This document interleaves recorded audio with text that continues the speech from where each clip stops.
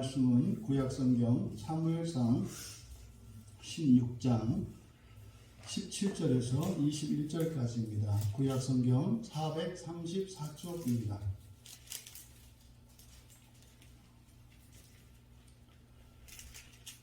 16장 17절에서 21절까지 434쪽에 있습니다. 우리 같이 한 목소리로 함께 읽겠습니다. 사울이 신하에게 이르되 나를 위하여 잘 타는 사람을 구하여 내게로 데려오라 하니 소년 중 한 사람이 대답하여 이르되 내가 벨레헴 사람 이새의 아들을 본즉 수금을 탈 줄 알고 용기와 무용과 구변이 있는 준수한 자라. 여호와께서 그와 함께 계시더이다 하더라.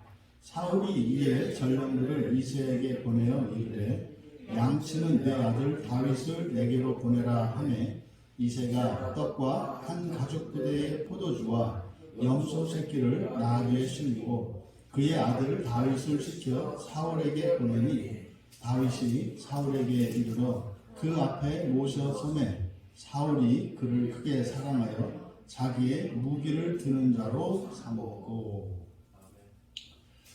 외로움을 위한 기도라는 제목으로 우리가 말씀의 은혜를 나누고자 합니다. 이제 우리가 세 번째로 살펴볼 우리가 죄가 들어온 이후에 우리의 감정이 이제 깨어지고 조각나서 생겨난 그 파편 중에 하나가 이제 외로움이라고 하는 이 감정입니다. 그래서 외로움은 우리 국어사전을 찾아보니까 홀로 되어 쓸쓸한 마음이나 느낌, 홀로 있을 때 느끼는 감정이라는 뜻입니다. 그래서 이거를 한자로는 고독이라고 하고 우리말로는 외로움이라고 합니다. 그래서 외로움이라고 하는 말이 외라는 것이 하나, 혼자라는 뜻이지 않습니까? 그리고 그러함이에요. 로움이라고 하는 것은 명사형 어미니까 그래서 혼자 있음이에요. 혼자됨. 그러니까 이 외로움이라고 하는 것은 혼자가 아닌데도 얼마든지 혼자인 것처럼 느낄 수 있는, 그러니까 여럿이 있는 가운데에서도 스스로 고립감을 느끼고 혼자라고 생각할 때, 그때 우리의 마음에 올라오는 이 감정, 이것이 외로움입니다. 이 외로움은 불가피합니다. 이 세상을 살아가는 동안 피할 수 없는 것이 외로움입니다. 우리가 살펴보는 미움이나 두려움도 마찬가지죠. 이거는 이 세상에서는 피할 수 없는 거예요. 하지만 하나님 나라에는 없는 거죠. 하나님 나라에는 이게 없습니다. 미움도 없고 두려움도 없고 외로움도 없습니다. 하지만 이 세상을 사는 동안은 이런 게 있습니다. 그래서 우리는 이것으로 인해서 더욱더 하나님을 소망하게 되는 거예요. 그러면 이 불가피한 외로움, 이것은 우리가 이제 에덴 동산에서 선악과를 따먹음으로써 하나님과 분리를 선언한 거예요. 하나님 말씀 듣지 않기로. 그렇게 함으로써 독립적인 주체가 되었습니다. 독립적 주체. 그러니까 독립적 주체라는 것은 하나님 한 분밖에 원래 없는 거거든요.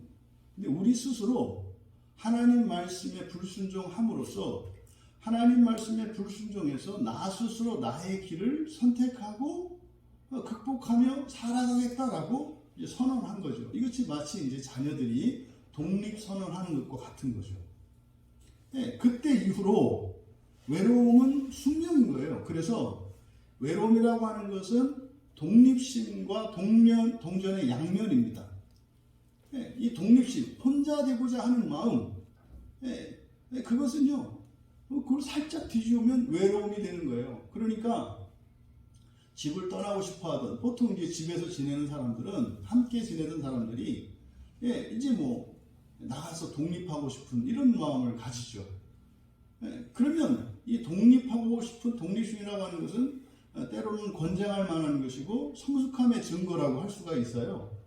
그러면 이제 막상 독립을 했어요. 독립을 했을 때 이제 생경한 경험이 그 독립과 동반되어지는 이 감정이 외로움이라고요. 그러면서 이제 퇴근하고 집에 들어갔는데 방바닥은 차디차고 깜깜한, 그리고 집안에 아무 소리도 없는 그 적막감 고요함 속에서 외로움이 확 밀려오거든요. 그러니까 뭐 그리운 거죠. 그 싫던, 귀찮던 잔소리가 그립고 뭐 이런 것들이 이제, 그래서 이 독립심과 외로움이라고 하는 것은 동전의 양면과 같다. 그래서 우리가 이 외로움에 대한 바른 이해가 필요합니다.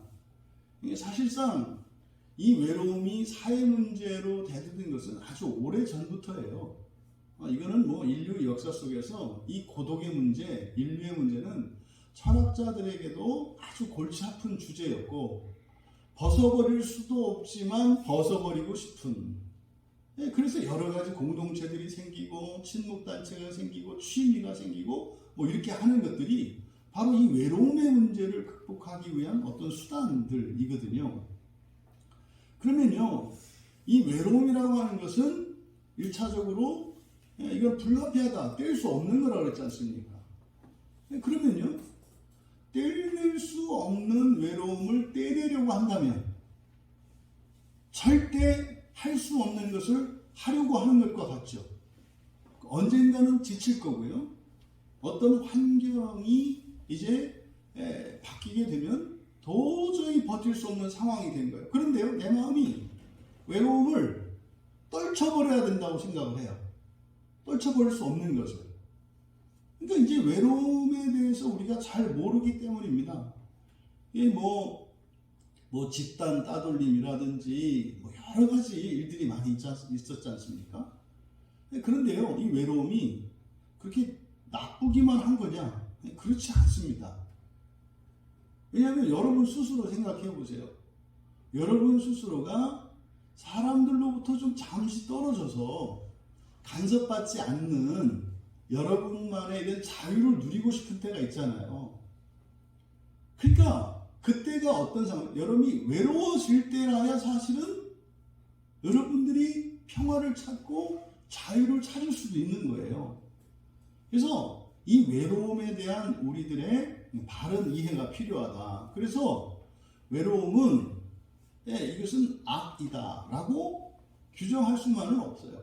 이 외로움이 생긴 것의 기원은 죄이기 때문에 죄로부터 기원하죠.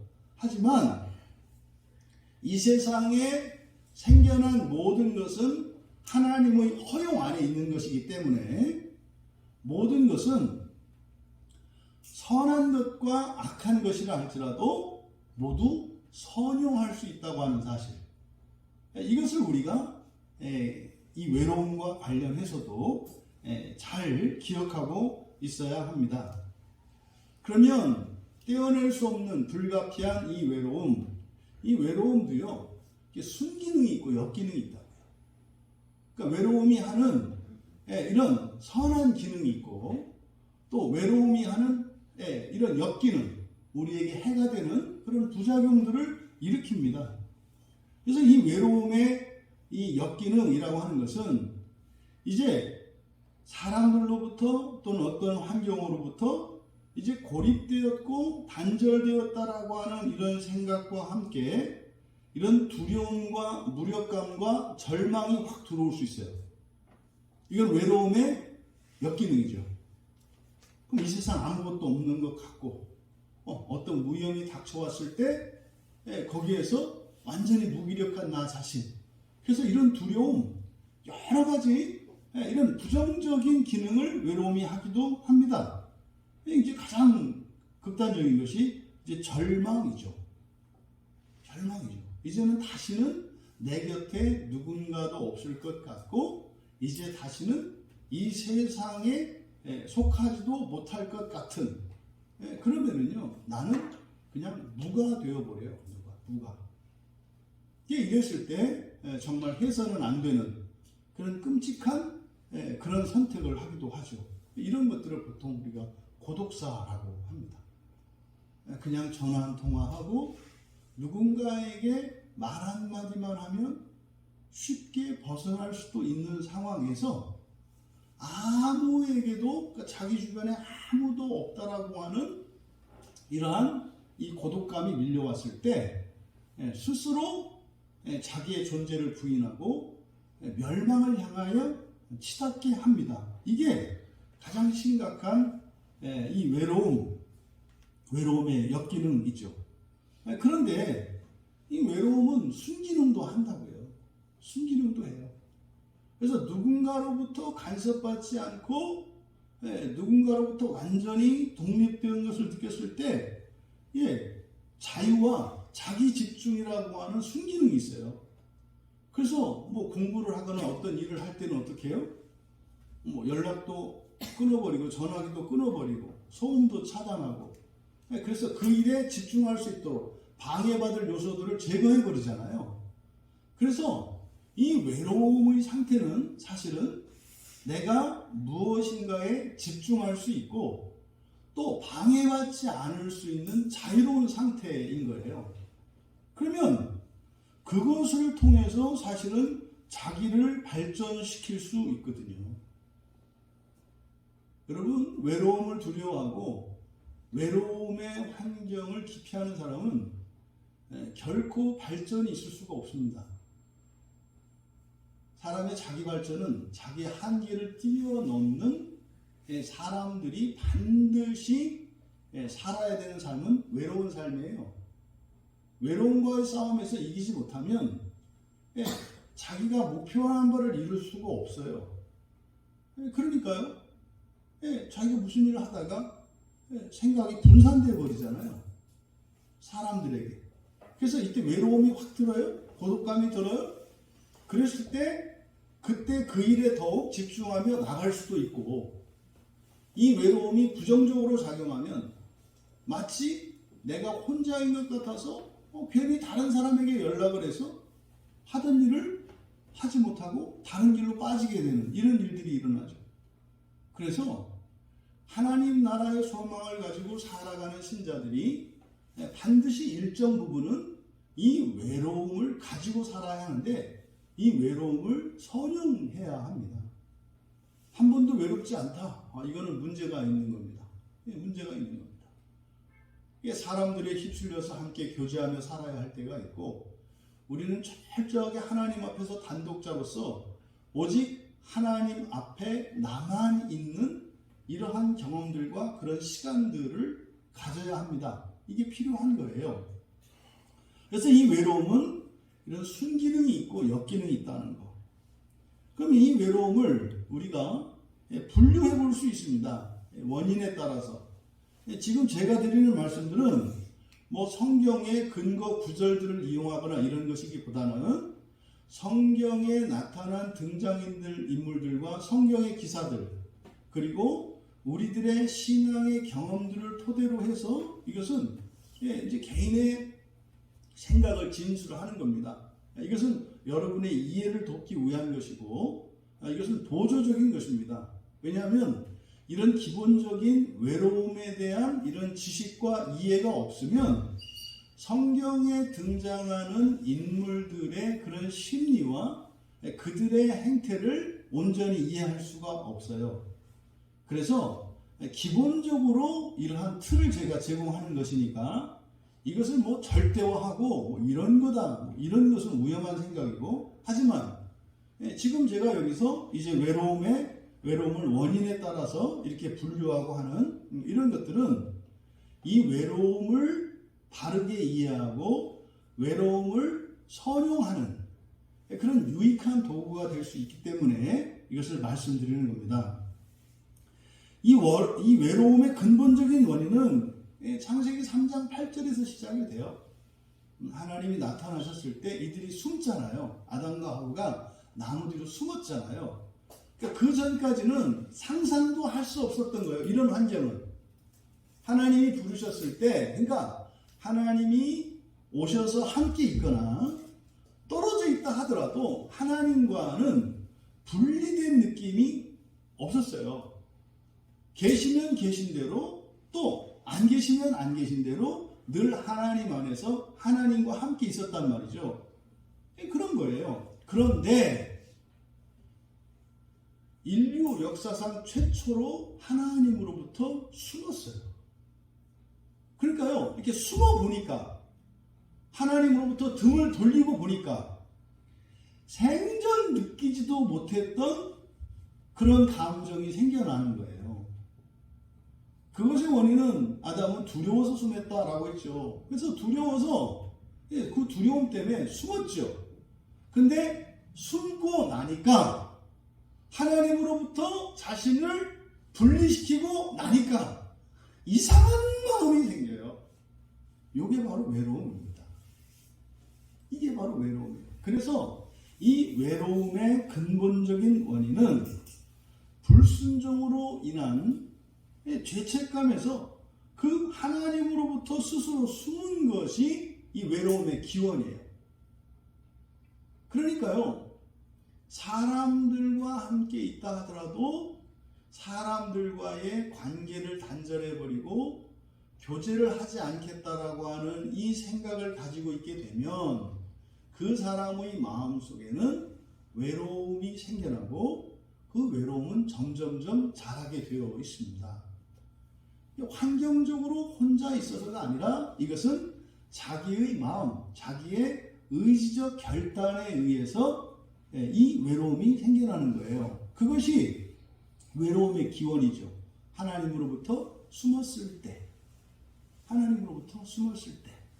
그런데 이런 형식적인 원인들, 그러니까 우리가 이 세상을 살면서 우리가 외로움을 느낍니다.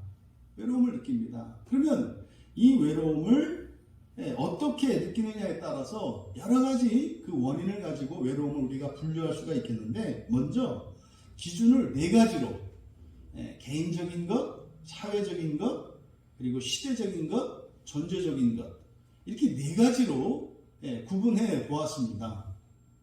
그럼 첫 번째로 이 개인적이다. 개인적인 외로움. 그럼 이 개인적인 외로움의 원인은 우리의 인격성이죠.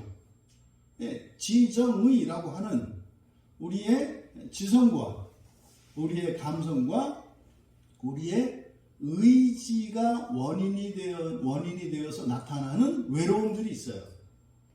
그러면 이 개인적인 외로움에서 첫 번째 원인이 되는 이성적인 외로움이라고 하는 것은 여러분들이 가지고 있는 어떤 사상이나 가치관, 이런 신념, 이런 것들의 다름에 의해서 생겨나는 외로움이죠. 여러분들이 그런 경험이 있습니다. 예를 들어서 이렇게 이제 종교나 이런 신앙적 배경이 다양한 어느 가정에서 예를 들어서 우리 가족 가운데 크리스찬들이 있고 불교 신자가 있고 무신론자가 있고 그래요. 예를 들어서 그랬을 때 누구를 만나느냐에 따라서 예를 들어서 같은 크리스찬을 만나면 이야기거리가 많아지잖아요. 그런데 불교 신자랄지 아니면 무신론자들과 만났을 때 대화에 내가 섞이지 못하는 것을 발견하게 돼요. 보통 이게 여러분 이제 사회생활할 때 이런 걸 많이 느끼죠. 사회생활할 때 여러분들의 신앙과 여러분들의 가치관과 상이한 점을 발견합니다. 관심사가 다르고 웃음 코드가 달라요. 기쁨의 코드가 달라요. 그랬을 때 그런 자리에 여러분이 가면 아무 말을 할 수도 없고 생각도 안 나요. 이게 바로 지성적인 원인에서 오는 외로움이에요. 그래서 유유상종한다라고 하는 게 그런 거죠. 그래서 같은 관심사가 같은 사람들, 가치관이 같은 사람들 끼리끼리 모이게 되어 있죠. 그러니까 다른 곳에 가면은 외로움을 느끼게 되어 있어요. 그래서 이게 지성적인 원인. 두 번째로 이런 감성적인 원인에서 나오는 그런 외로움이 있어요. 이것은요, 여러분 마음속에 사랑이나 기쁨이나 소망이나 평화가 사라질 때 외로움이 듭니다. 여러분이 이런 것을 잃어버리면요, 여러분의 가치와 존재의 가치와 의미를 상실해요. 여러분의 이 마음속에 기쁨도 없고 사랑도 없고 소망도 없고 평화도 없어요. 그러면은요, 나의 존재 자체에 대한 아무런 느낌이 없어지거든요. 이게 감정적인 원인입니다. 그래서 우리가 신앙 안에서 늘 기뻐하고 그리고 늘 소망 가운데에서 이 평화를 누리면서 살아야 되는 중요한 이유 중에 하나가 바로 이 외로움이 우리를 침범하지 못하도록 하는 거예요. 그게 사라져버리면 그런 거 있잖아요. 이럴 때 되면 어떻게 돼요? 만사가 귀찮아지죠. 모든 것이 의미가 사라지기 때문에 만사가 귀찮아집니다. 그래서 이런 감정적인 원인에서 그러니까 외로움이 발생한다 할지라도 이것은 이제 확장돼서 전인격으로 나가요. 지성도 마찬가지입니다. 지성적인 원인에서 발생한 이 외로움이라 할지라도 이것은 마찬가지로 감정을 먹어버리고 또 의지를 먹어버려요. 어쨌든 이런 감정적인 원인이라고 하는 것은 이렇다. 여러분 지금 이 원인들을 하나하나 여러분들한테 제시할 때 여러분들은 이것을 그러니 이런 원인들을 제거해야 되겠구나. 여러분들이 지성적인 그 외로움을 제거하기 위해서는 어떻게 돼요? 여러분과 상관도 없고 여러분과 가치관도 다르고 신앙도 다르고 어떤 공통점이 없는 사람들과 함께하면 안 돼요. 그 자리에 가면 반드시 여러분들은 외로워질 겁니다. 그럼 거기서 공격을 당하게 될 거예요. 그러니까 특별한 목적이 있지 않는 한은 그런 자리에 가면 안 되는 거죠. 또 이런 감정적인 그 원인은요, 여러분들이 그래서 어떤 식으로든 어떤 경우에든 여러분에게서 사라지지 않는 기쁨의 원천이 있어야 돼요. 사람이나 환경의 변화가 아니라 이렇게 상대적인 제한적인 기쁨이 아니라 절대적이고 영원한 기쁨이 여러분 안에 있다면 여러분의 감정을 이용해서 그 감정의 원인에 대해서 외로움이 나오지 않을 수 있다. 그럼 그게 뭐예요, 여러분? 천국 소망이에요. 하나님 나라 소망이에요. 하나님 나라의 소망과 여러분을 향해서 단 한순간도 쉬지 않는 하나님의 기대와 그 사랑, 이것을 여러분이 늘 마음속에 간직하고 계셔야 돼요. 이건 애써야 합니다. 그리고 여러분에게 장차 일어날 그 부활의 영광의 기쁨이 여러분에게 계속 마르지 않고 이게 샘솟도록 하셔야 돼요. 그러니까 이거는요, 여러분들이 의지적으로 노력을 하셔야 된다니까요. 뭡니까? 학생들, 공부하는 학생들한테 동기부여하는 여러 가지 이제 이렇게 테크닉 중에 하나가 뭐냐면, 공부하다가 막 공부하기 싫어지고 막 방향 잃고 이럴 때 있어요. 그럴 때 그 학생들에게 그렇게 이제 동기부여를 한다고요. 네가 전국에서 1등 했다고 생각을 해라.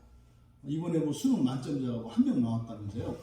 그러니까 네가 예를 들어서 이제 고등학생들한테 그러는 거죠. 네가 정말 전국에서 1등을 했을 때 그때 너의 부모님과 학교와 주변에서 어떤 반응을 할까를 상상하라고 시켜요.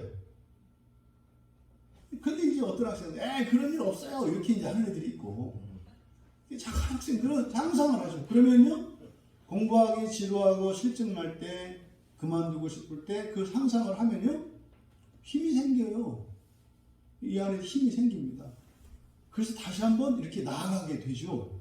그래서 이러한 이 외로움에 대한 분류, 이 원인을 이야기할 때 여러분들은 이래야 되겠구나 이렇게 적용하시면서 따라와야 된단 말이에요. 세 번째로는 의지적인 원인이죠. 이 외로움이 발생하는 의지적인 원인, 그것은 힘과 능력과 기회가 사라질 때예요. 이게 무슨 말입니까? 내가 아무것도 할 수 있는 힘이 없고 능력도 없고 기회가 없을 때 외로움이 밀려옵니다. 주로 이런 것이 이제 파산했거나 갑자기 건강을 잃었거나 아니면 실직을 했거나 이렇게 급격한 변화를 겪은 사람들이 이런 의지적인 원인에서 의지적인 외로움이 찾아올 수 있죠. 이른 아침부터 밤늦게 출까지 일을 하면서 이 결재권자로서 회사에 돌아가는 모든 일들을 고민하고 결정하고 결제하고 막 이러던 분들이 어느 날 딱 그만둬 보래요. 아침에 눈을 떴는데 할 일이 없어요. 이거는요, 그때 밀려오는 이 외로움은 어마어마합니다. 아무것도 할 수 없어. 이게 이제 목회자들도 그게 있대요.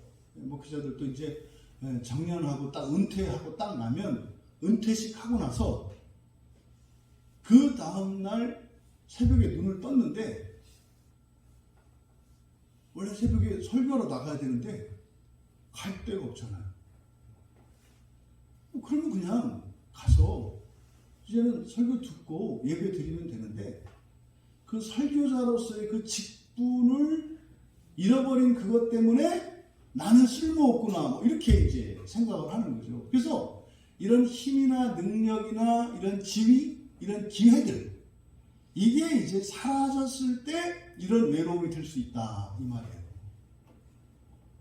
특히 이제 부부 가운데요, 남편이 아주 못되게 굴었던 남편들, 그래서 이제 연세 드시고 이렇게 해서 그런 정말 원수같이 살았다. 그래서 막 평생 소원이, 이놈 원수는 못된 것들은 오래 산다고 그러더니 그렇게 오래 사나, 막 이랬던 분들이 남편이 딱 죽고 나면은요, 어마어마한 외로움이 찾아옵니다. 왜냐하면 하루에서 10가지 단 한순간도 쉴 틈이 없었거든요. 뭔가를 계속 해줘야 되고 잔소리해야 되고 막 구박도 받아야 되고 막 이랬는데 고요하죠. 그러니까 막 이렇게 그 사람을, 자기 남편을 이렇게 시중 들은 게 평생 자기 인생이라고 생각했는데 어느 날 훅 사라져 버리면은요, 할 일이 없잖아요. 그러면 이제는 기쁘게 자기를 위해서 뭘 하면 되는데 그게 안 된다고. 그런 기회가 없어짐으로써 이런 외로움이 밀려들 수 있다. 이런 것이 개인적인 외로움입니다. 이런 외로움이 우리 일상 속에서 찾아와요. 두 번째로는 사회적인 외로움인데, 이 사회적인 외로움이라고 하는 것은 우리가 외로움을 느끼는 공간입니다. 외로움을 느끼는 공간. 그것은 1차적으로 우리가 속하는 그 공동체가 가정이잖아요. 가정. 그래서 가정 안에서 가정에서 외로움을 느낄 수 있어요. 가정에서.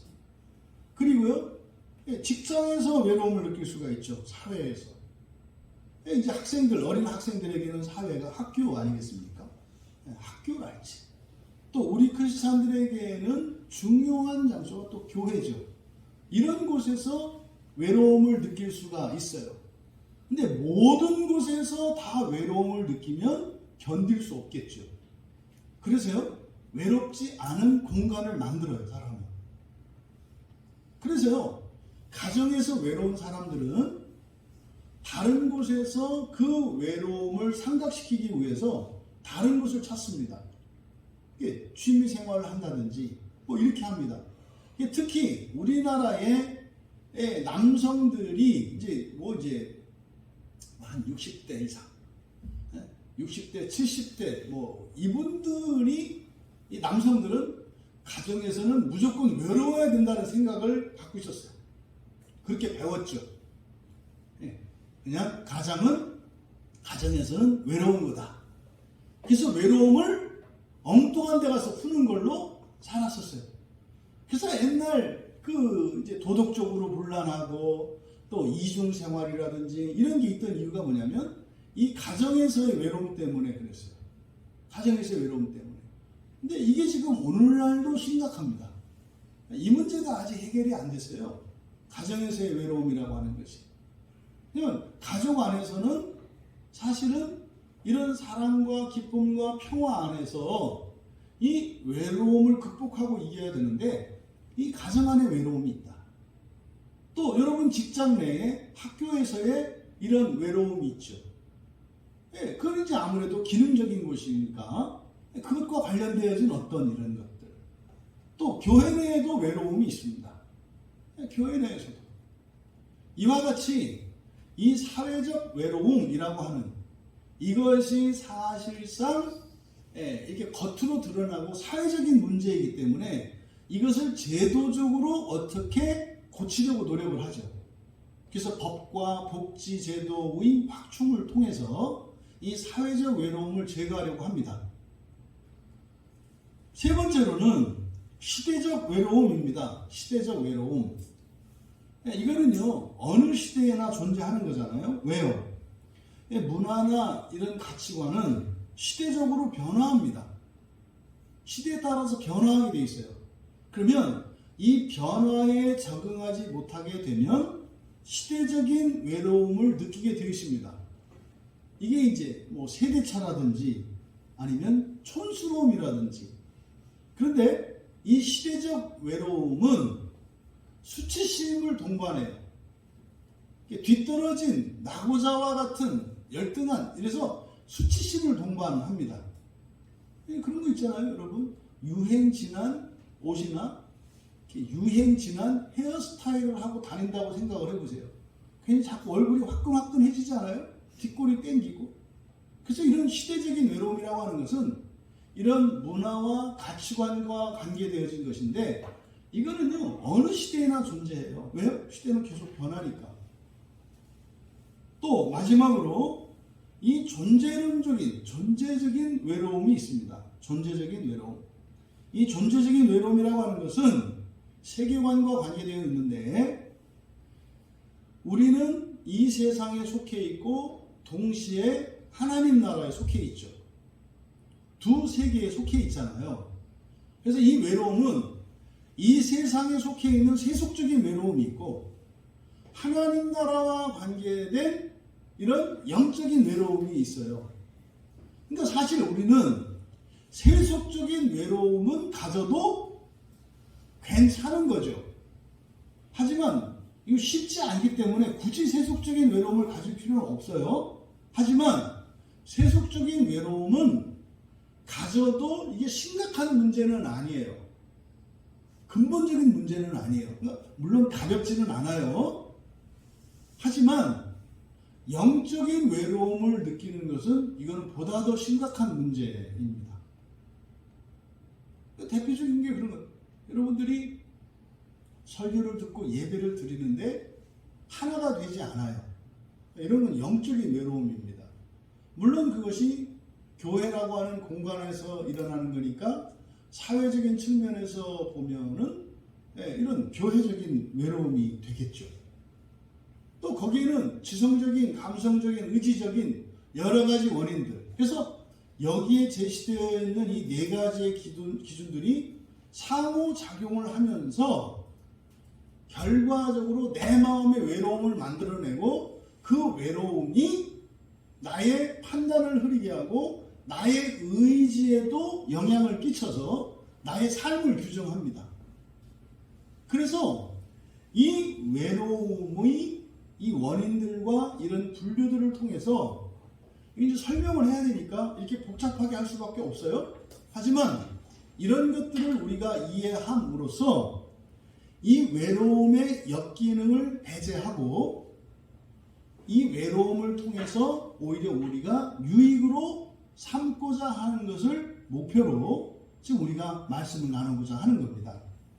이제 우리가 이 다윗을 중심으로 해서 외로움에 대해서 살펴볼 것인데, 그러면 한 개인에게 일어나는 그 외로움의 원인이 무엇이며 또 그것이 어떻게 작용했는가를 우리가 살펴봄으로써 우리 안에 있는 지금까지 우리가 살면서 겪었던 우리의 삶의 부정적인 삶들과 긍정적인 삶들을 평가할 때 이 외로움이 어떻게 작용을 했고, 그때 그런 외로움은 어디에서 만들어진 것인지 우리가 그것을 분별할 수 있다면, 현재로부터 이후에 살아갈 때는 이러한 외로움의 부정적인 원인들을 제거하고 또 그런 한계들을 극복함으로써 더욱 온전해져 가면 오히려 이 세속에 대한 외로움을 통해서 하나님 나라로 더욱 가까이 가고 더 하나님 나라에 들어갈 수 있게 되는 그런 유익을 누릴 수가 있게 되기를 바랍니다. 오늘 우리가 사무엘상 16장 17절에서 21절까지 읽었습니다만 오늘 우리가 말씀을 나누고자 하는 초점은 다윗이 가지고 있는 외로움이에요. 다윗은 어떤 외로움을 가지고 있었을까? 그리고 다윗에게 그 외로움은 순기능을 하는 것은 무엇이고 역기능을 하는 것은 무엇일까? 그의 인생에 이 외로움을 유익으로 만드는 것은 무엇이고 외로움으로 인해서 오히려 해를 입은 것은 무엇인가? 이것을 살펴봄으로써 현재의 우리가 이 외로움이라고 하는 이 주제를 가지고 외로움에 우리가 어떻게 대처해서 오늘의 내가 그리고 과거에 내가 했던 행동과 사건들이 재해석되어지고 바르게 이해되어질 수 있기를 바랍니다. 우리가 성경에서 가장 유명하고 가장 존경받는 인물 중에 한 사람이 다윗입니다. 그러면 다윗의 생애는 똑같이 그의 생애 속에는 두려움도 있었고 미움도 있었고 외로움도 있었고 수치심도 있었고 다 있었습니다. 특별히 이 외로움을 주제로 해서 다윗을 이제 표본으로 삼았던 이유는 가장 낮은 곳에서 가장 높은 곳까지 올라갔던 사람이기 때문입니다. 그래서 가장 다양한 삶을, 굉장히 극적인 삶을 살았던 사람이기 때문에 영광도 많이 누리고 사랑도 많이 누렸지만 사실은 가장 깊은 그 고독을 느꼈던 사람 중에 한 사람이기 때문에 다윗을 선정을 한 겁니다. 오늘 본문의 말씀 보면 이 다윗에 대한 소개를 우리가 다윗이 성경에 소개된 다윗을 통해서 그의 외로움을 우리가 발견해 내려고 하는 것인데 먼저 이 다윗에 대한 이 소개는 사실은 다윗은 맨 처음 소개된 것이 앞에 우리가 16절부터 읽었습니다만 10절부터 보면 이 다윗이 성경에 등장하는 것은 이제 여호와 하나님께서 사울 다음으로 이제 왕을 세울 자를 사무엘로 하여금 택하게 하십니다. 그래서 그때 이제 이새의 집에 있는 한 아들 다윗이죠. 다윗을 이제 기름 붓기 위해서 찾아가거든요. 그런데 여러분 생각해 보세요. 이제 만약에 그런 거죠. 이제 고대 왕국에서 차기 왕으로 세울 사람, 이제 뭐 그런 거죠. 여러분 집에 이제 와가지고 누군가가 와서 여러분 집 가족 중에 이제 한 사람을 왕으로 세우려고 합니다. 그럼 이제 모든 가족이 다 모이세요. 그러면은요, 조금 모이겠습니까? 최대한 많이 모이겠습니까? 최대한 다 모이지 않겠어요? 만에 하나라도 이게 어떻게 해서든지 걸려야 되잖아요. 좋은 기회니까. 그래서 사무엘이 이새에게 가족들을 다 데려오라 그랬어요. 자식들을. 그랬는데요, 다윗을 빼고 데려옵니다. 다윗을 빼고 데려와요. 그럼 여기서 여러분들이 이미 다윗은 그 가정 안에서 소외된 아들이었다는 것을 알아차릴 수가 있잖아요. 심지어 이렇게 왕으로 선택될 수 있는 기회에서조차 아예 배제시켜버려요.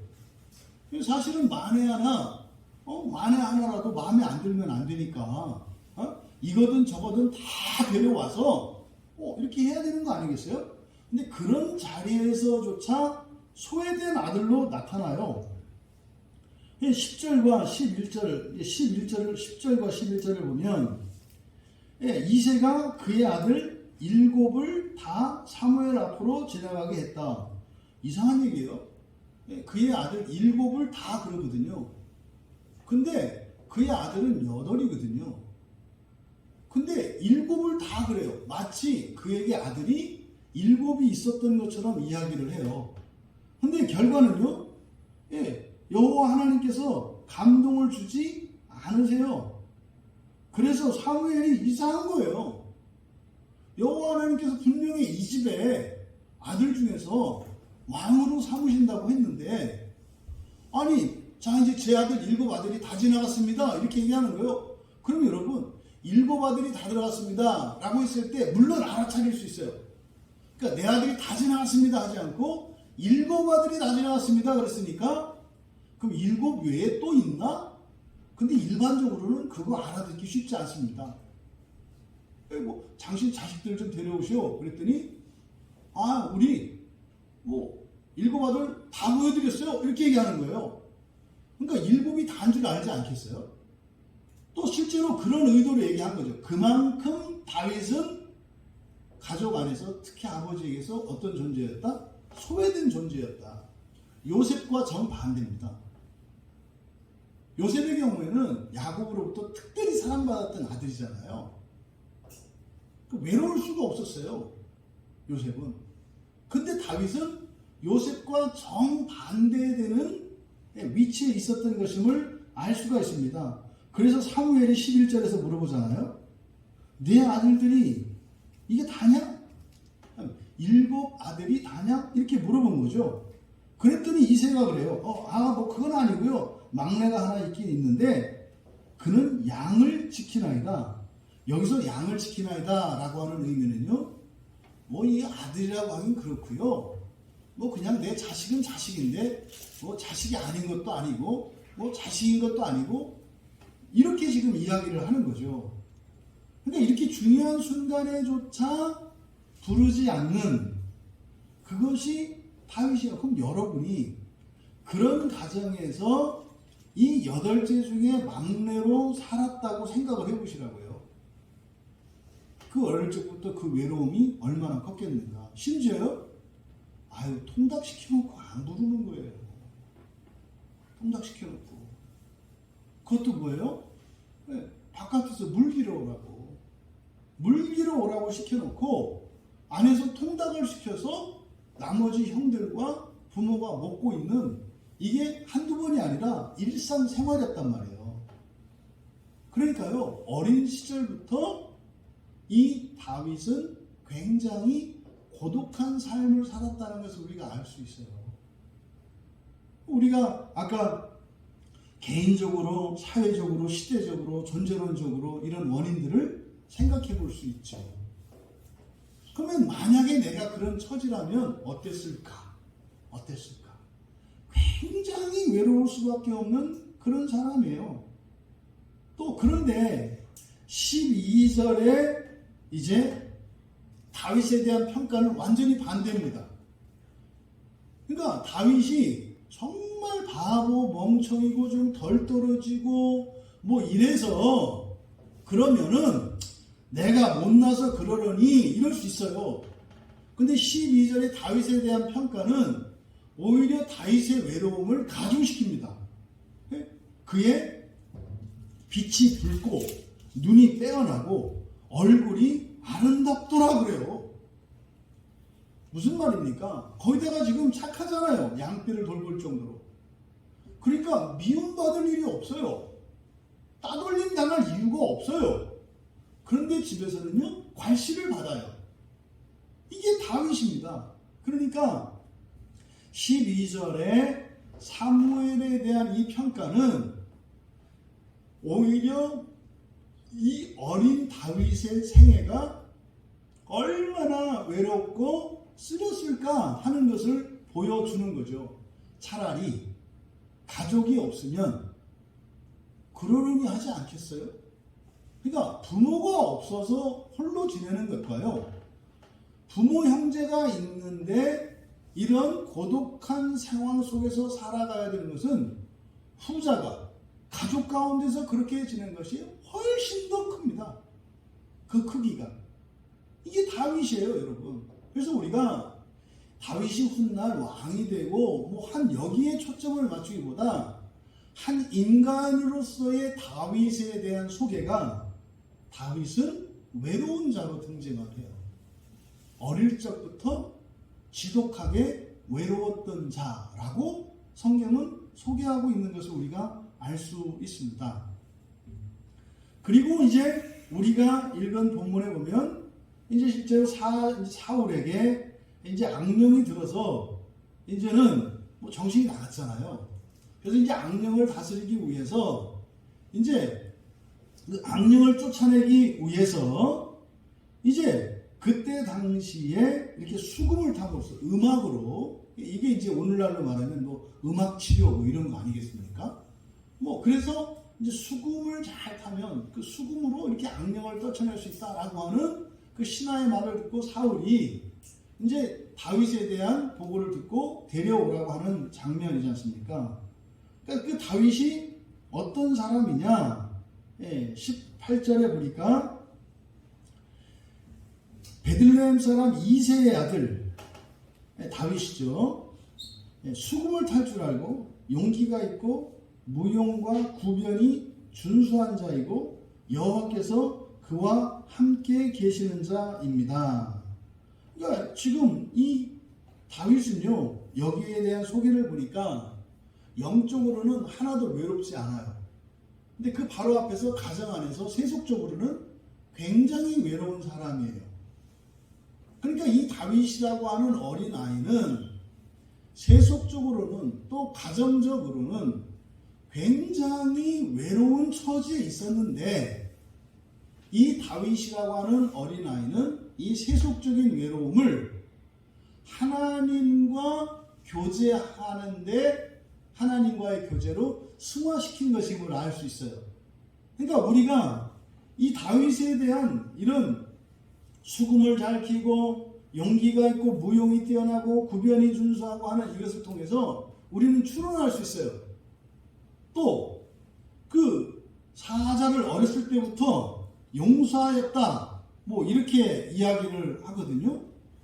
그러니까 이런 일들이 다윗의 외로운 환경과 연관지어서 우리가 추론을 해보면 다윗의 이런 뛰어남은 선천적으로 부여된 것이라기보다는 그 외로운 기간에, 외로운 시간에 그 외로움에 절망하고 거기에 먹혀버린 것이 아니라 오히려 외로움의 순기능을 활용한 것으로 볼 수 있죠.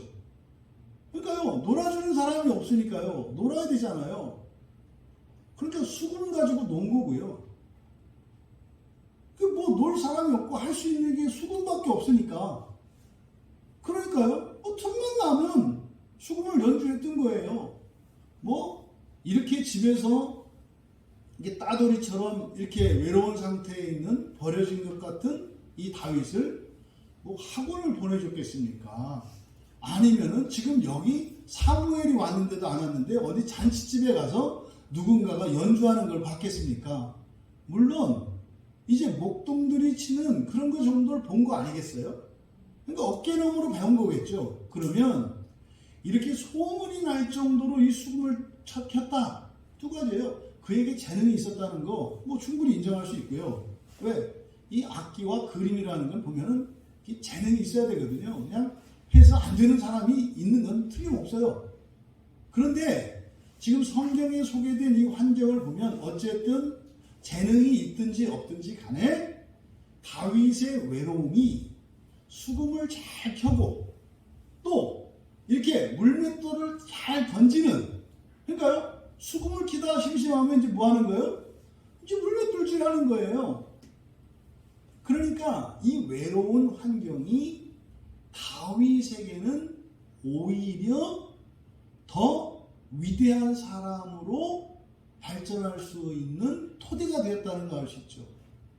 우리나라에서 뭐 우리나라의 정치 지도자일 뿐만 아니라 세계적으로 존경받는 지도자 중에 한 분이 김대중 대통령이에요.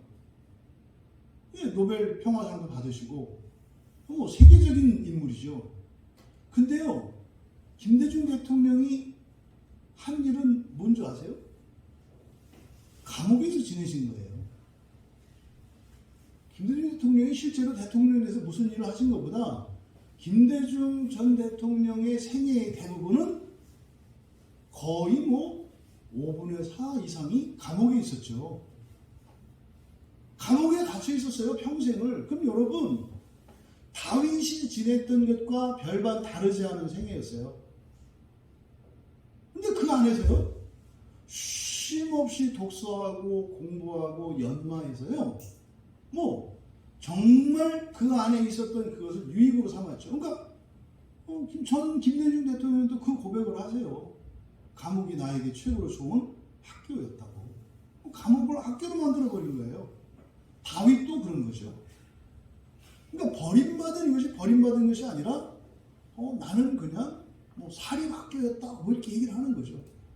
그러니까 이 가족 안에서의 처절한 외로움의 환경이 오히려 다윗의 위대함의 기초가 되었다는 사실을 우리가 알 수 있습니다. 보세요. 여기서도 지금 이새의 아들 중에서 그래서 사울한테 갔더니 그렇게 추천했더니 19절에 사울이 전령들을 보냈잖아요. 이새에게. 그래서 보내라. 양치는 내 아들 다윗을 내게 보내라. 근데 보세요. 이새가 떡과 한 가죽 부대의 포도주와 염소 새끼를 나귀에 실리고 그의 아들 다윗을 시켜 사울에게 보내니, 여러분 이게 정상적이라고 생각하세요? 여러분 이게 지금 일반적인 반응이 아니에요. 별로 지금 이새가 아들 다윗을 별로 사랑하지 않는 거예요. 왕이 지금 애를 데려가서 자칫 잘못하면 이제는 아들을 뺏기게 된 상황 아니에요. 더더군다나 그 무시무시한 사울 왕 아닙니까? 그런데 거기에다가 이렇게 온갖 선물을 보내서, 물론 이 이새라고 하는 사람이 당시 사울로부터 인정받았던 사람인 것을 성경을 통해서 알 수가 있어요. 사울 시대에 나이가 많은 사람이었다, 나이 많은 사람들이 그냥 최연장자였다 이런 의미가 아니라 존경심의 표시거든요. 그래서 실제로 뒤에 이제 소개되는 17장 14절에 가보면 다윗은 막내라 하면서 그 형제들을, 그 이새의 8아들을 소개를 하는데 14절 앞에 13절에 장성한 세 아들은 사울을 따라 싸움에 나갔고, 그러니까 전쟁터에 나간 게 3명이에요, 아들. 그리고 14절에 보면 다윗이 막내라 그랬어요.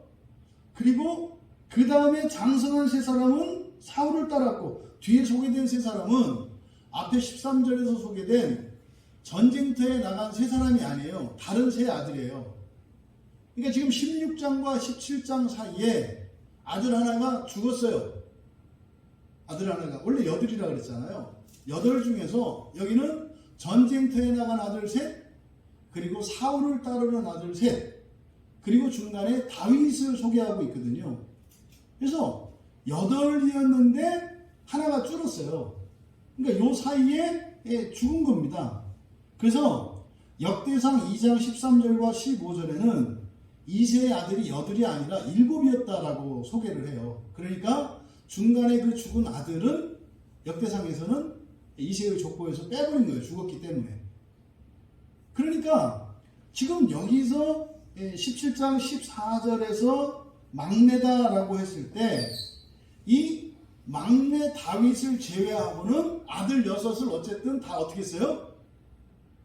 사울에게 충성하도록 보냈잖아요. 그러니까 이새가 굉장히 사울 팬인 것을 알 수 있어요. 사울에게 충성된 자인 걸 알 수 있고, 사울도 이새를 특별히 인정하는 특별한 관계였던 것을 알 수가 있어요.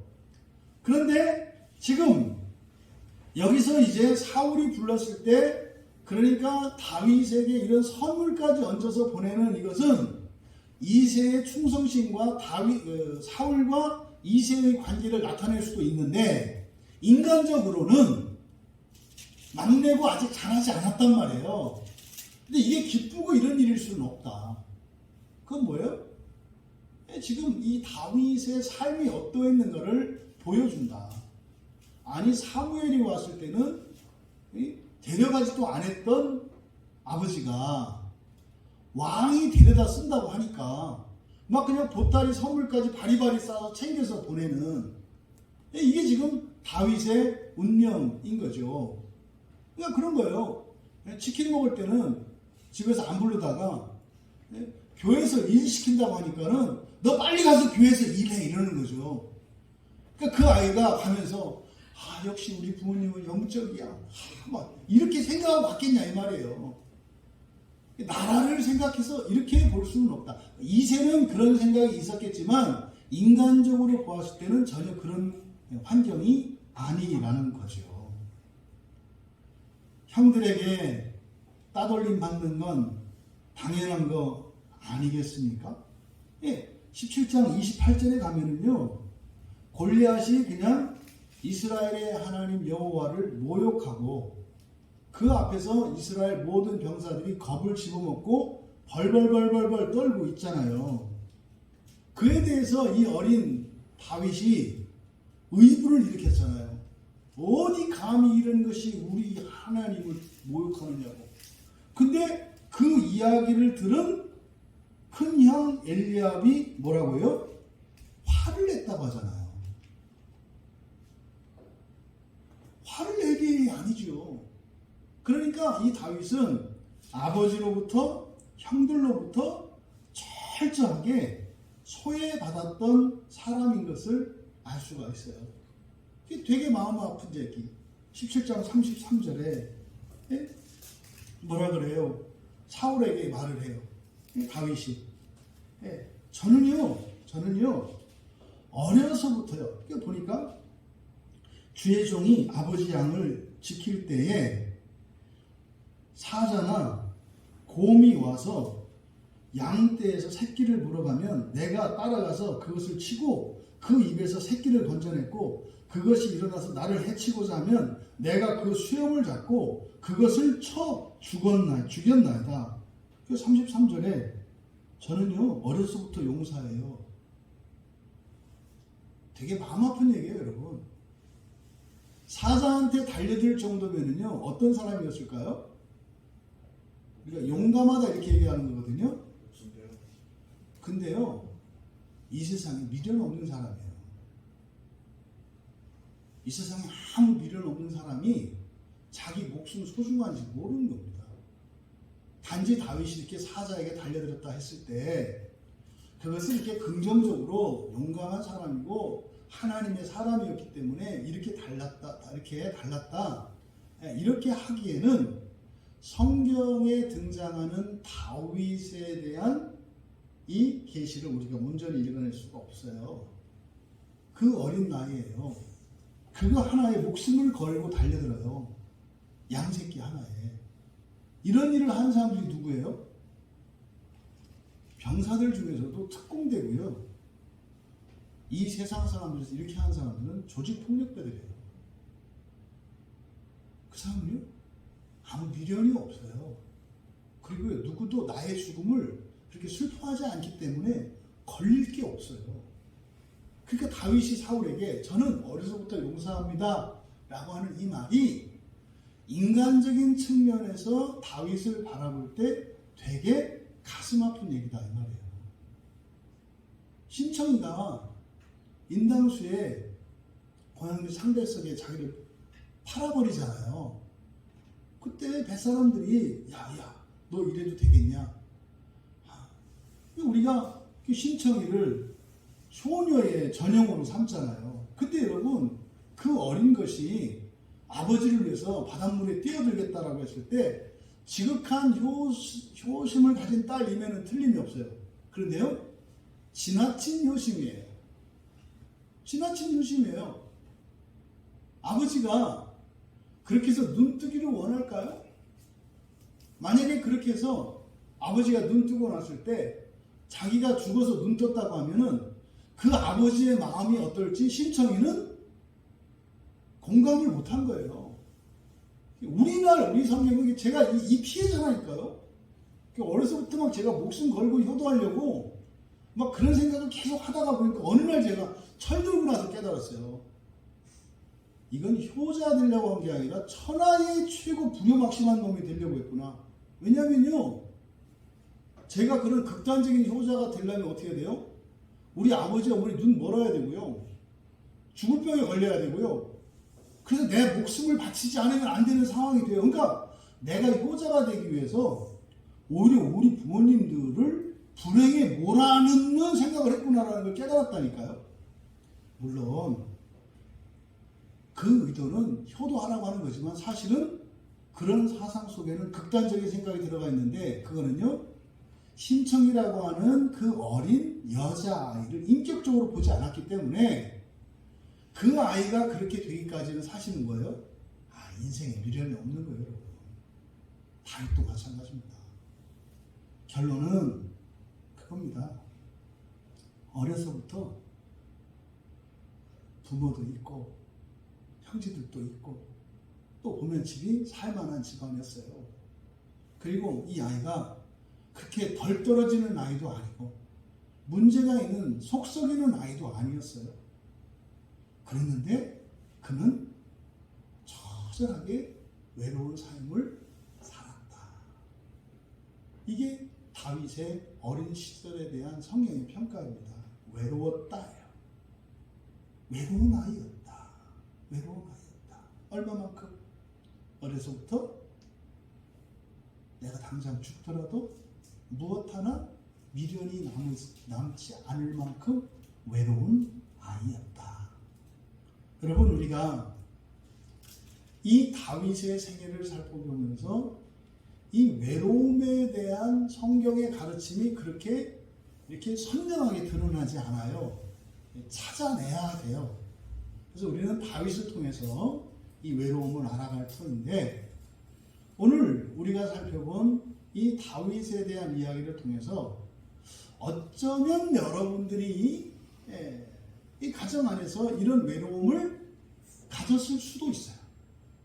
또 이것이 가정이 아니라 여러분이 학교 생활이나 이런 사회 생활에서 이런 외로움을 가졌을 수도 있어요. 하지만 이 다윗이라고 하는 아이가 가졌던 이 외로움은 일반적이지 않았고 매우 극단적인 외로움입니다. 그럼 과연 이 아이가 그 외로움의 환경에서 이 외로움에 어떻게 대처하여 싸우고 또 그 외로움을 가지고 어떻게 살아냈는가를 통해서 우리들의 인생을 되돌아보고 또 우리가 이 외로움을 어떻게 대처해야 할 것인가 하는 교훈을 얻고자 하는 것입니다. 그래서 이제 우리가 며칠간은 외로움에 대해서 살펴볼 것인데, 이제는 여러분 과거 속에, 그래서 여러분 마음속에 감추어졌던 이 외로움들을 정리하는 시간을 가지려고 합니다.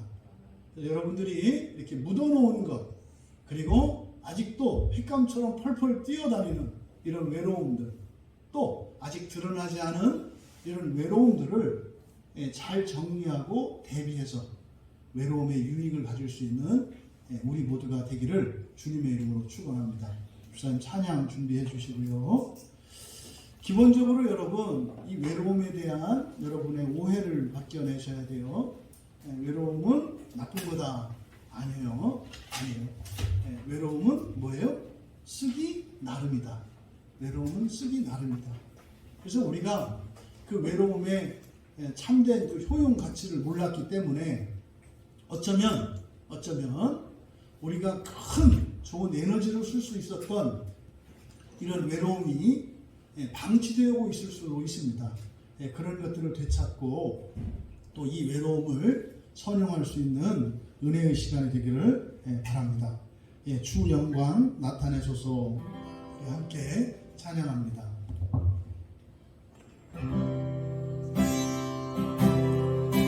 정결한 마음 주소서. 주는 소멸한 얼굴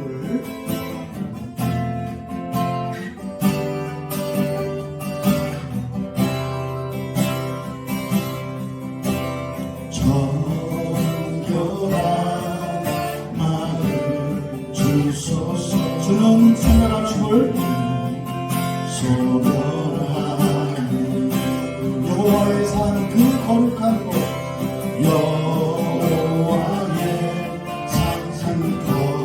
거룩한 곳 오른 자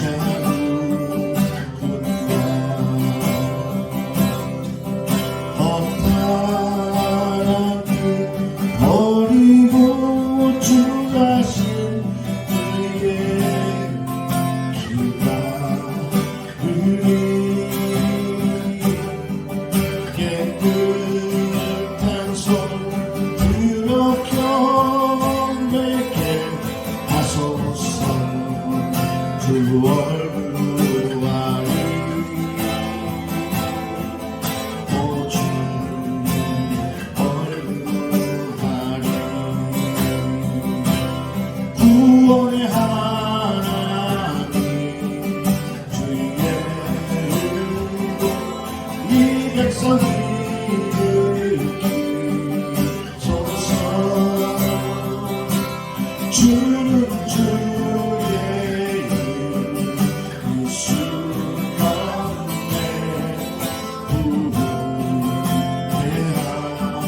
구원하소서. 주 영광 나타내소서. 정결한 마음 주소서. 주님 소멸하리.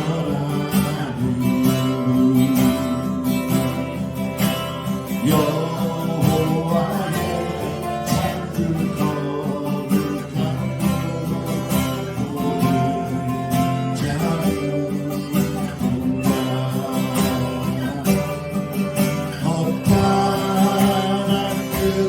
버리고 주하신 그의 기다리니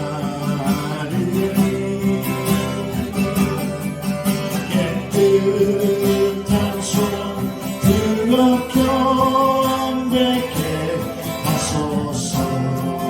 주 얼굴와리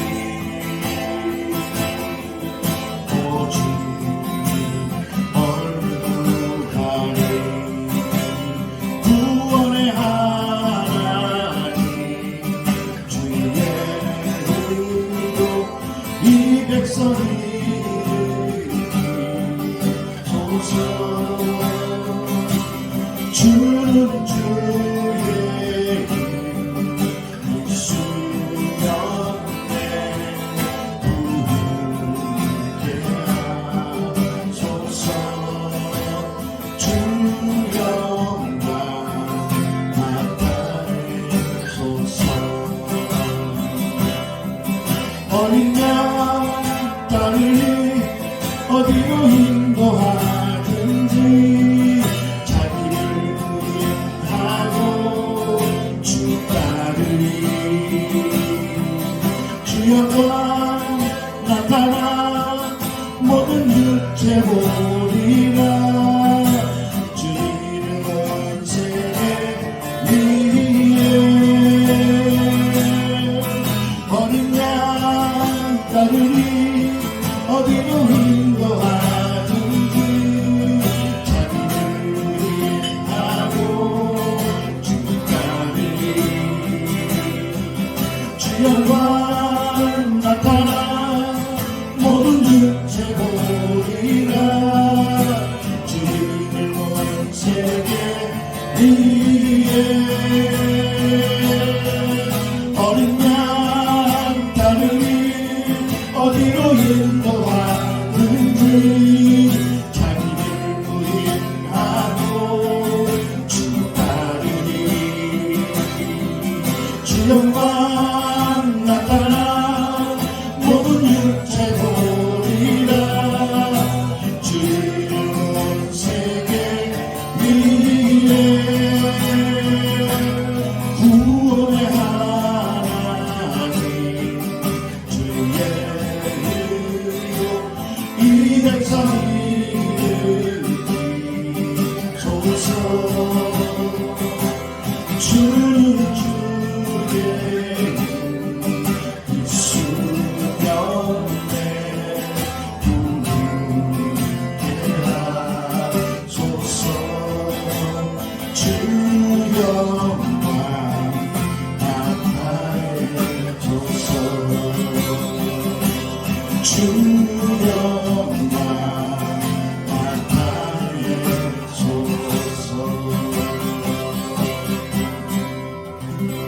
우리가 함께 기도할 때 이 외로움에 대한 오해를 벗겨내기 위해서 기도합니다. 무조건 외로움은 남의 탓, 환경 탓으로 돌린 그 어리석음을 회개하며 나의 무지와 이런 무감각이 큰 원인이었음을 고백하며 기도합니다. 두 번째로 지금까지 우리가 살면서 가졌던 이 외로움을 바르게 구별해서 과연 그 외로움들이 나에게 악한 것이었고 불행의 원인이 아니었다고 하는 것을 깨닫게 해주시기를 기도합니다.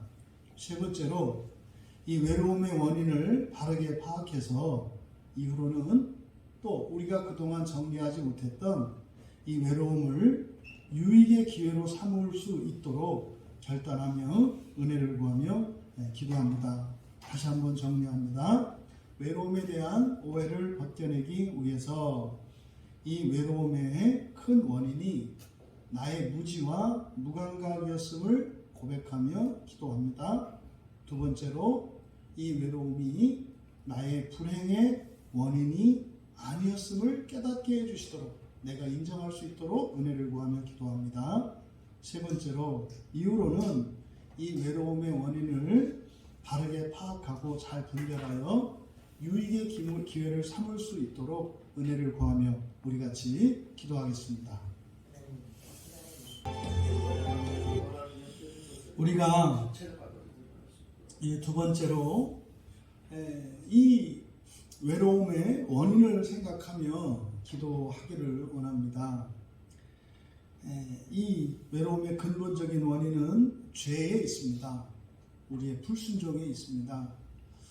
근본적으로 우리가 이 외로움으로 인해서 이런 부작용을 겪게 되는 것, 다시 말해 외로움으로 인해서 우리가 고통을 당하게 되는 이런 근본적인 원인은 죄에 있습니다.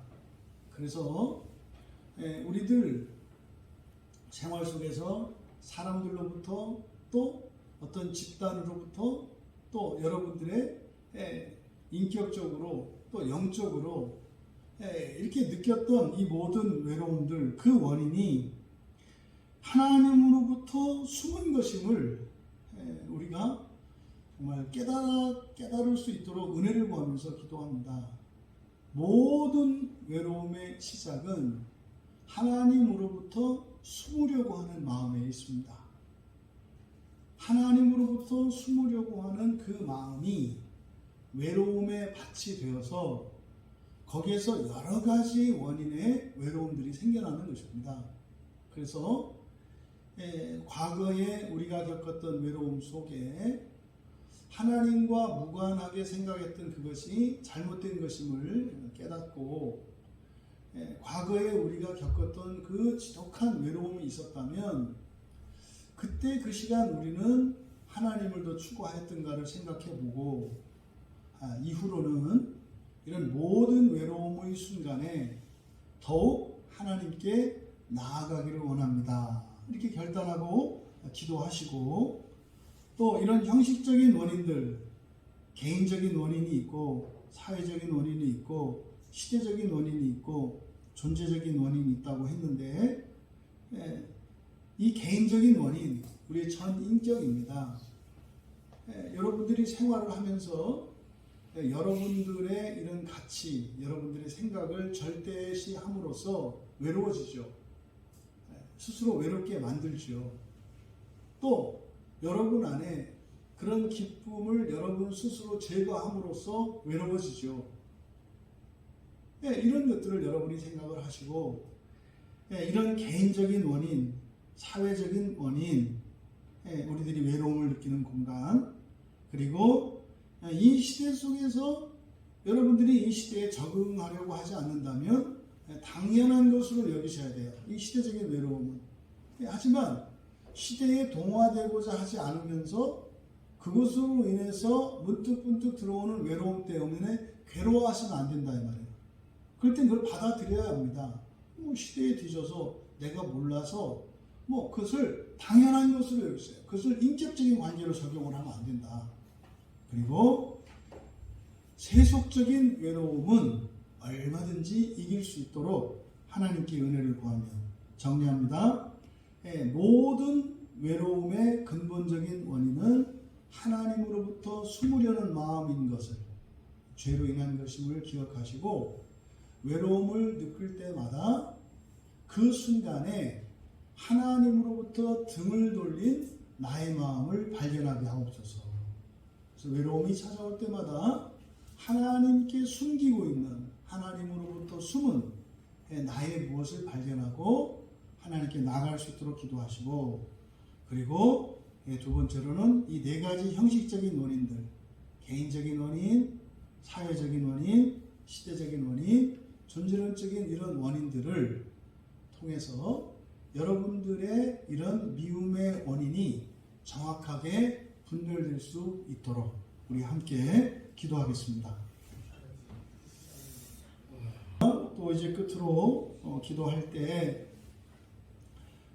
우리의 이 모든 외로움을 정말 마음을 기경하는 좋은 도구로 사용할 수 있도록 하기 위해 기도합니다.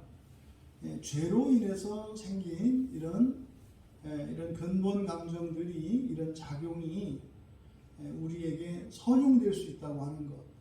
그래서 이것을 우리가 선용하는 것이 관건이고, 물론 이런 외로움들이 생길 수 있는 환경들을 바꾸고 우리의 능력을 갖추고 대처하는 것 중요합니다. 그러함에도 불구하고 이러한 외로움은 끊임없이 개인적으로 또 환경적으로 시대적으로 존재론적으로 끊임없이 생겨날 것인데, 이 외로움을 이제부터 잘 선용할 수 있도록 우리가 함께 기도할 때 하나님 가족으로부터나 학교나 직장, 교회에서 겪은 그동안 우리들이 겪었던 이런 사회적인 외로움, 이것들을 한번 정리하며 기도하는 기회 시간을 갖기를 바랍니다. 혹시 여러분들이 가족이나 학교나 직장이나 그 어느 곳에서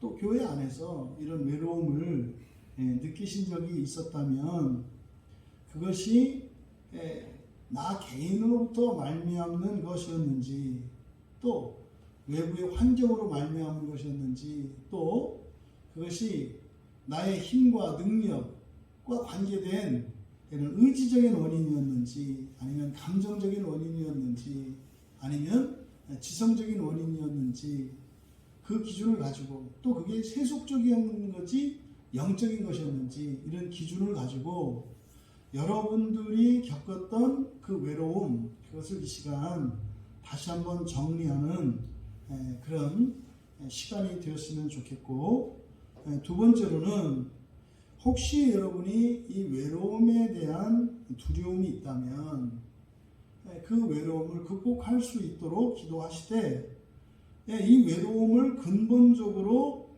해결하는 방식은 하나님과의 친밀함입니다. 하나님과 더욱 가까워지셔야 되고요. 그래서 오히려 이 외로움을 통해서 하나님을 더 사랑할 수 있게 될 때 외로움이 우리를 두려워하게 돼요. 우리가 이렇게 주변에서 환경적으로 또 개인적으로 이런 외로움을 느낄 때 그것으로 하나님께 더 나아가게 되면, 어차피 이 외로움의 역기능이라고 하는 것은 악한 영들의 역사고 죄의 역사이기 때문에 그것으로 우리가 하나님을 사랑하게 되면 외로움이 우리를 두려워하게 됩니다. 그래서 개인적으로 뿐만 아니라 사회적으로도, 또 정신적으로나 육체적으로나 시대적으로도 그런 외로움이 우리를 괴롭히지 못해요. 그래서 외로움을 근본적으로 극복할 수 있도록 하나님 날마다 하나님을 더욱 사랑하게 하시고 하나님을 알아가는 일에 힘을 낼 수 있도록 또 은혜를 구하며 기도하시고, 세 번째로 이 외로움의 피해자들이 지금 너무나 많습니다. 우리의 가족들뿐만 아니라 이 시대에 사실 가장 심각한 문제 중에 하나가 외롭다고 느끼는 거예요. 사실 대부분 거짓 외로움이거든요. 스스로 자기의 성을 쌓아서 스스로 고립시키고 단절시킴으로써 본인들이 만들어낸, 그러니까 원인이 없는 사실 합리적인 실질적인 그 외로움이 아니라 스스로 만들어낸 허상에 의한 그런 외로움인데, 정말 이 시대 특히 우리의 가족들 가운데 너무나 외로워합니다. 크리스찬들조차도 너무나 외로워해요. 아이들도 외로워하고 어른들도 외로워하고 모두 다 외로워합니다. 왜냐하면 실체를 파악하고 있지 못하기 때문입니다. 외롭지 않은데 외롭다고 여겨요. 왜냐하면 외로움을 기피하기 때문에. 하나님, 우리 가족, 내 주변에 있는, 그리고 이 시대에 이 외로움에 이 허울을 벗겨주시고 친밀한 교제가 허락될 수 있는 이 시대에 은혜를 부어주시도록 함께 기도하셔서 자꾸만 분절되고 파편화되고 개인화되는 이 시대 정신을 벗고 이제 서로 만나서 교제하고 함께 생활하는 이것을 자연스럽게 여기고 기쁘게 여기는 시대가 될 수 있도록 우리 같이 기도합니다. 정리합니다.